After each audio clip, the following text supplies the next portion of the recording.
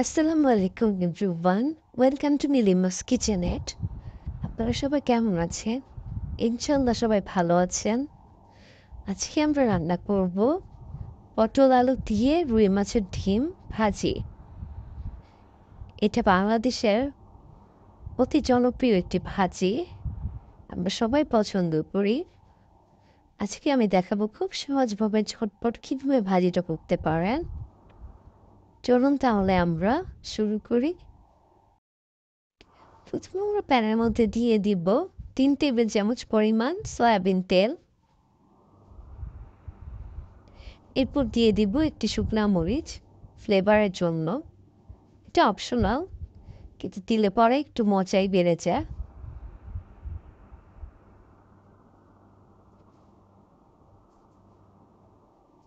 এরপর আমরা দিয়ে দিব 5টি পেঁয়াজ কুচি।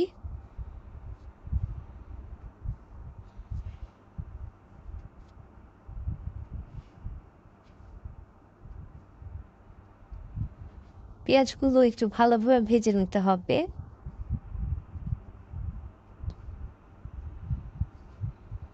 আমরা দিয়ে দিব লবণ 1/2 চা চামচ সমান।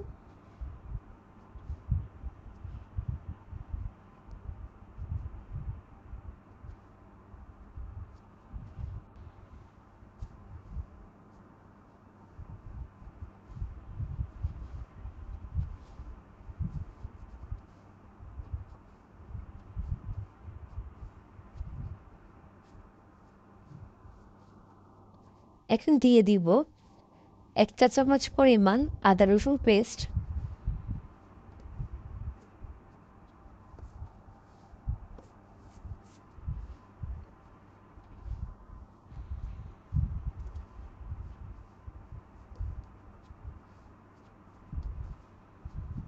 এখন দিয়ে দিলাম সামান্য একটু হলুদ, একটু মরিচ গুঁড়া, একটু ধনিয়া গুঁড়া।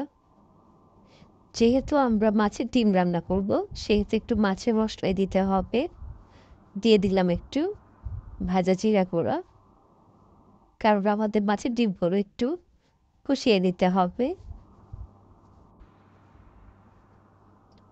আর আজকে আমরা রান্না করব রুই মাছের ডিম দিয়ে। দিয়ে দিলাম সামান্য একটু পানি। আমি ডিমটা আগেই একটু আদা রসুন লবণ হলুদ দিয়ে হালকা একটু জাল দিয়ে নিয়েছিলাম। দিয়ে দিলাম কাঁচামরিচ।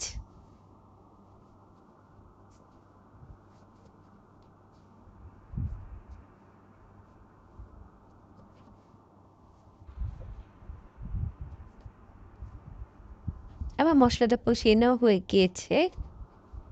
এখন আমি দিয়ে দেব মাছের ডিমগুলো।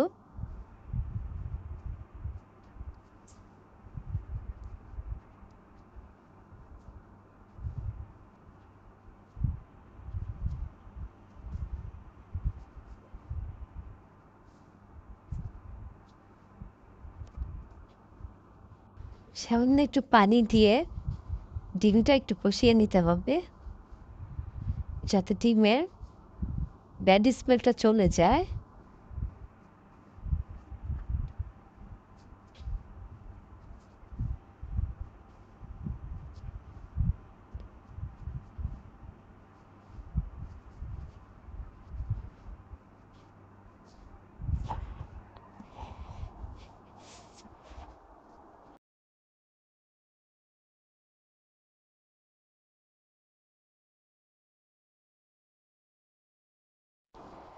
আমাদের ডিমটি কষিয়ে নেওয়া প্রায় হয়ে গিয়েছে। এখন আমি দিয়ে দিব আগে থেকে ধুয়ে কেটে নেওয়া হয়েছিল পটল আর আলুগুলো। আমি পটলের বিচিগুলো ফেলে দিয়েছি।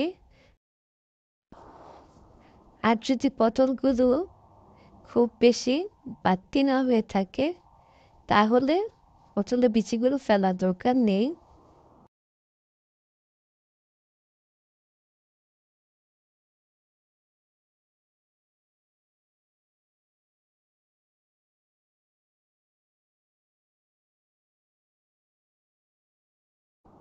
এখন আমি ঢেকে দিব, যাতে ভালোভাবে প্রপার কুক হয়। মাঝে মাঝে ঢাকটা খুলে নেড়ে দিতে হবে যাতে নিচে লেগে না যায়।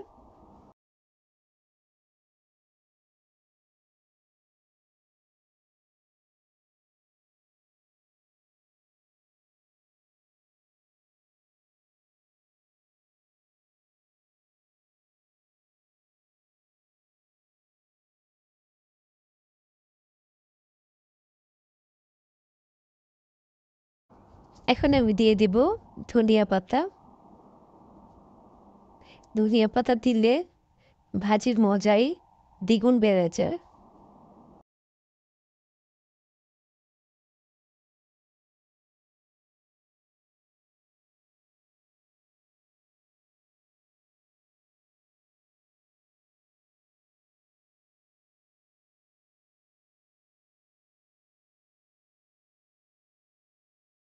আবার আমি ঢেকে দেব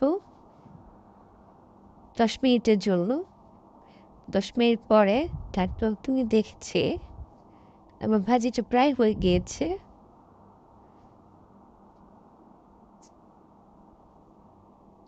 এই ভাজিটা গরম ভাত